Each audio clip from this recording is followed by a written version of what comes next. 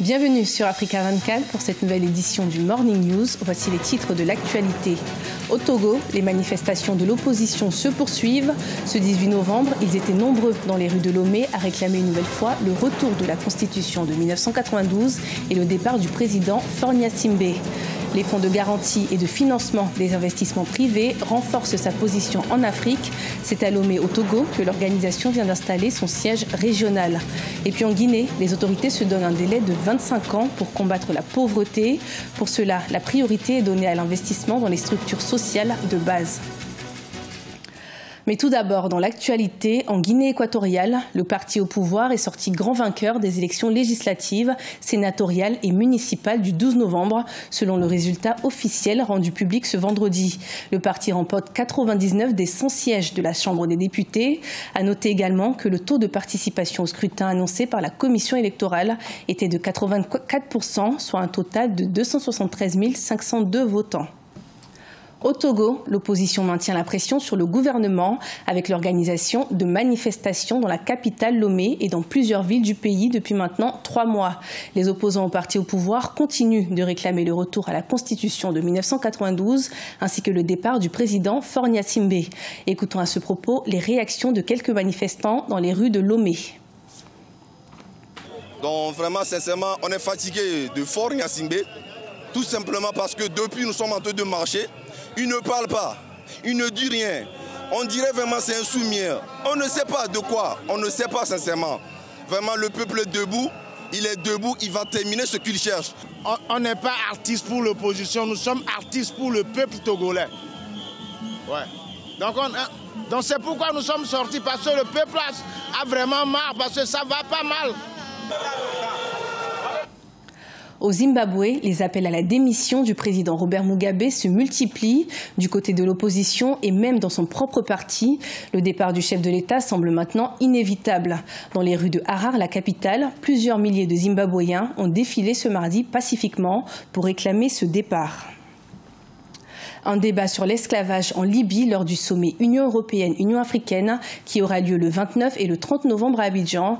Telle a été la demande du président nigérien Mahamadou Issoufou qui s'était dit indigné ce jeudi de la vente aux enchères de migrants esclaves en Libye.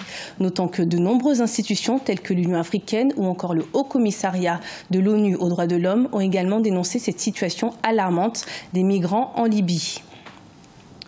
Le Fonds de garantie et de financement des investissements privés implante son siège à Lomé, au Togo.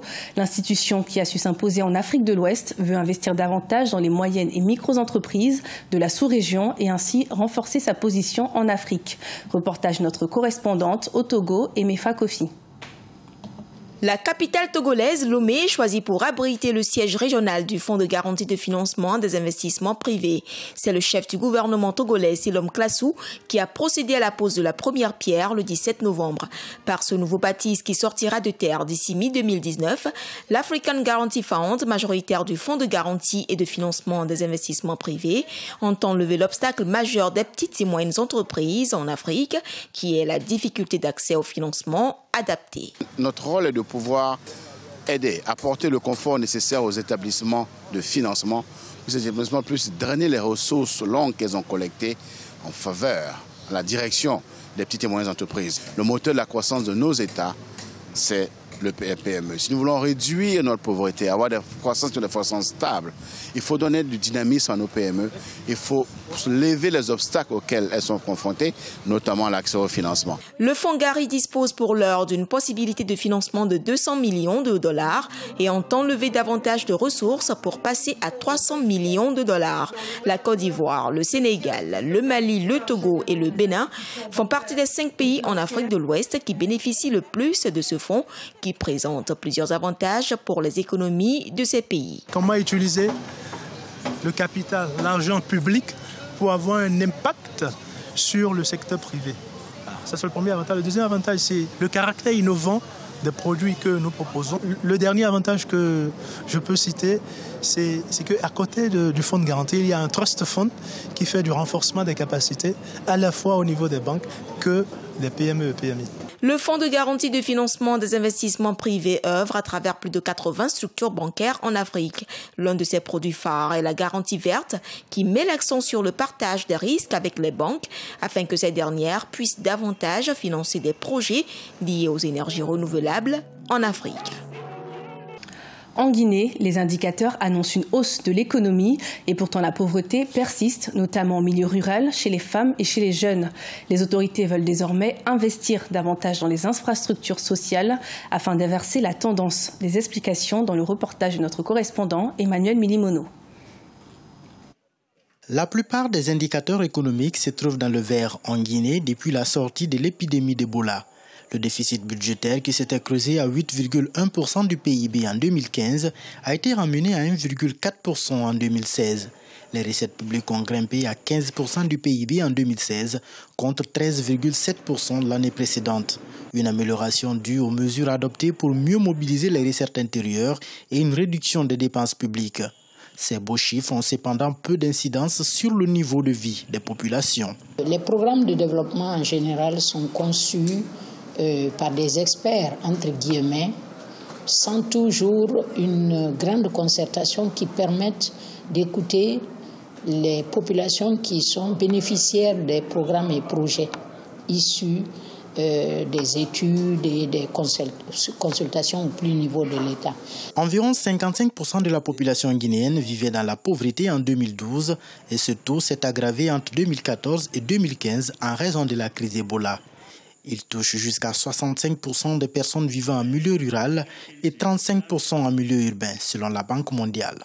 Que le taux d'alphabétisation des populations jeunes de moins de 24 ans en Guinée soit de 46% seulement, je crois que ça, c'est un chiffre qui devrait marquer les esprits, n'est-ce pas?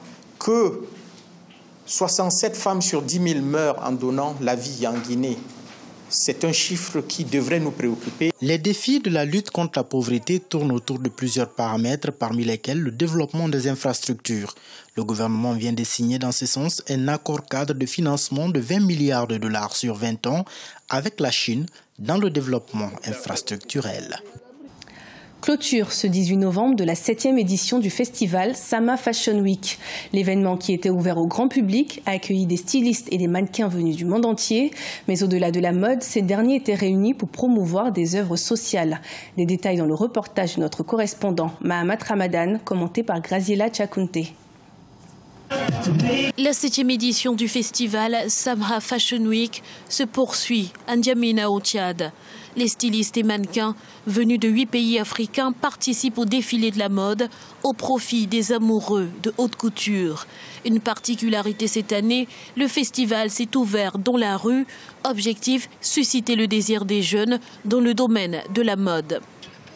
La création, les créateurs, les stylistes aiment que les gens découvrent leurs produits, le produit de leur imagination. Donc on vient ici aujourd'hui pour que celui qui ne peut pas faire le déplacement de Hilton puisse regarder et puisse rêver. Et on veut susciter le désir en milieu jeune. Autre objectif, promouvoir les œuvres sociales par la culture de la mode. Les stylistes et mannequins de différentes nationalités ont défilé dans des orphelinats pour redonner le sourire aux jeunes et susciter chez eux un rêve. Nous essayons de casser les barrières pour ne pas que les gens pensent que la mode, c'est pour les gens qui ont de l'argent. Où que l'on soit, l'on soit dans la rue, qu'on soit à Hilton, qu'on soit dans un orphelinat, le rêve, il est permis.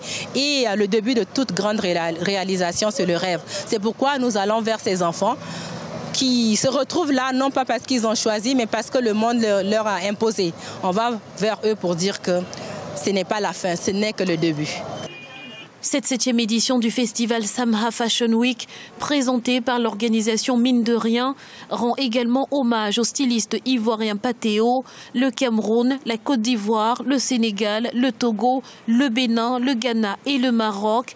Y sont dignement représentés. Ce journal a été préparé par l'ensemble de la rédaction. Merci de nous avoir suivis. Retrouvez dans un instant une nouvelle édition de l'information sur Africa 24.